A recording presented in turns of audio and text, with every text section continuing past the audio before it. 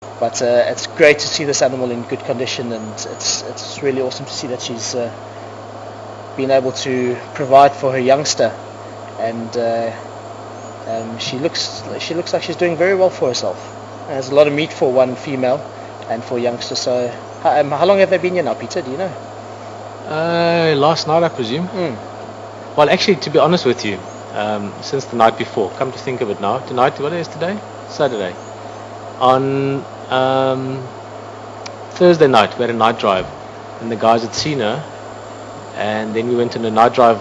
The guys in the afternoon drive had seen her from the lodges, and by the time we went to night drive, she'd moved.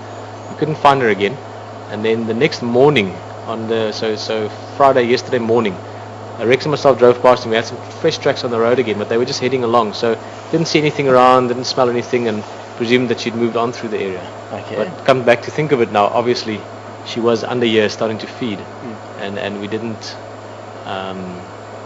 just hadn't found it because it was a fresh kill. So she probably made this kill during the night of Thursday or Friday early morning.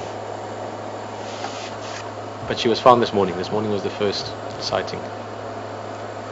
And Peter, with Clay mentioning the Mapojos, what's the news with them? Is there any updates? How are they holding out? Well, I read one of their blogs recently, and they're now planning to expand their empire. The Kalahari, I believe, they're going to invade as well. There's even talk of Tanzania and certainly Namibia. I mean, the Mapojos, they do go for it big.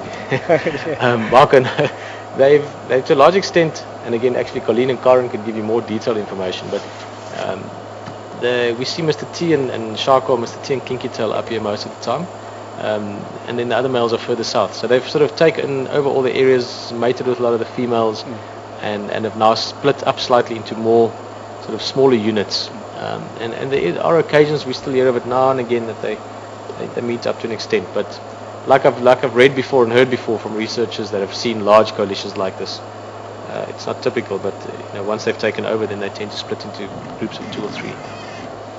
Yeah, we only see 2 of them really up here. Okay.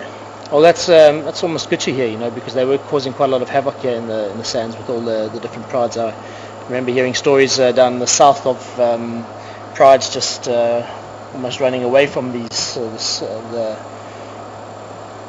activity of the Mopocho males, and now that they're settling down, I'm sure we'll see some good growth in the Sabi sands with lion prides. Although I must say, if they make their way up into the Kalahari, they'll have a good fight in for themselves, because the males up in that part of the country, they are remarkable. Some of the most beautiful males I think I've ever seen, or just lions in general. Such bulky and muscular animals.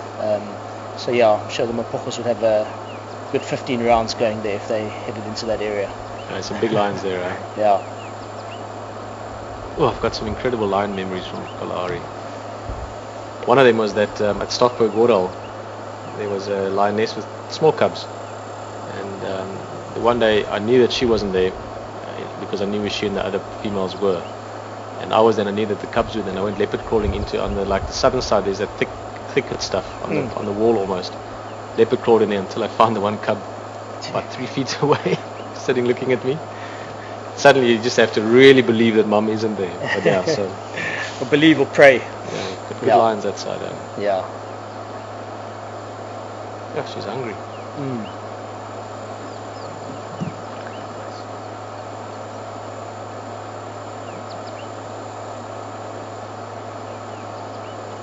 That's a youngster on his back there now with the legs up in the air. Oof, yeah, you can see a nice big fat belly there. There we go. A little bit of movement.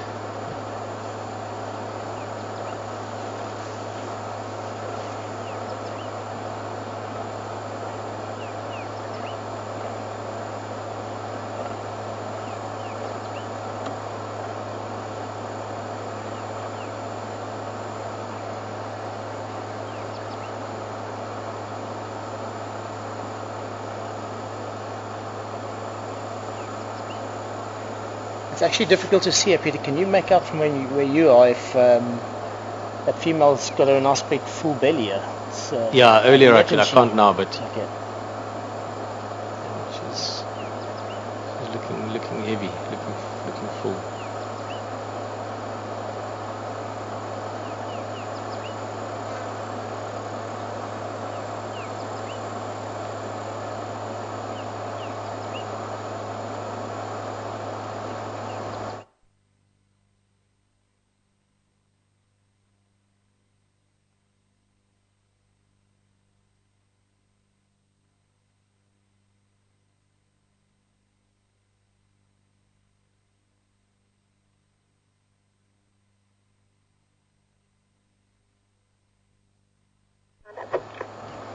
Thanks for the message, Bev. It's good to be out here, and thanks for sending your regards. I also got some questions coming in about the snowsuit, Alex's snowsuit, that he was quite well known for, that big chunky blue overall that he used to wear from the Norwegian boats. Yes, we've still got that. He actually was kind enough to hand that down to me when he made his way out of Wild Earth and out into the Yonder, and I've taken it out to the Kalahari with me. We get some freezing days out over there, although it's not welcomed by most people when they see it. I'm not too worried about that, but when I head out there by myself in the bush with the camera just after sunrise, it's always appreciated putting that on down to -5, -8 degrees Celsius. So that snowsuit definitely is definitely appreciated. And yeah, we all remember Alex's mornings on game drive. Sometimes we wonder if he ever changed out of that, or if he just slept in that snowsuit before he headed out on game drive. So, but yes, still got the snowsuit and still being used. Actually, I'm sure Audrey might remember this as well as anyone that joined, but it was a fireside chat or something if you had it on.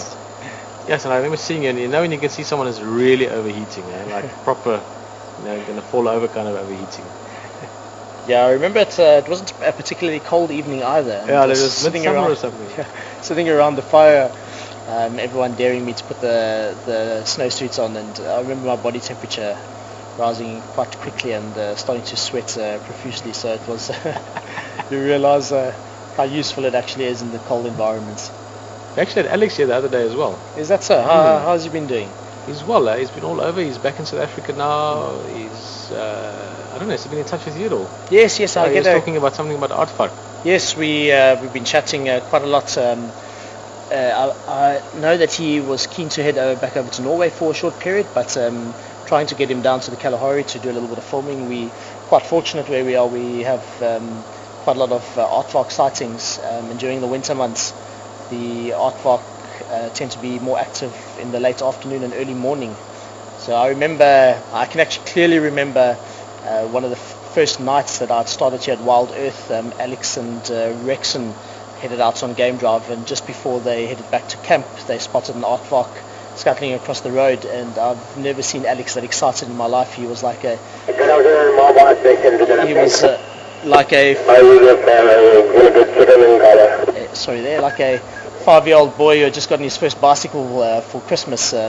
So he was quite excited, and prior to heading to the Kalahari, I'd only ever seen one Aardvark myself, but I can in all honesty say probably in the last year and a half, very easily over 100 sightings, and some fantastic sightings, able to get up to 10-15 meters away from them. So we're very keen to do some filming on Aardvark activity in that part of the country, and I think Alex has always had a passion for nocturnal Africa, so he's been hounding me to come out there and spend a bit of time watching these animals.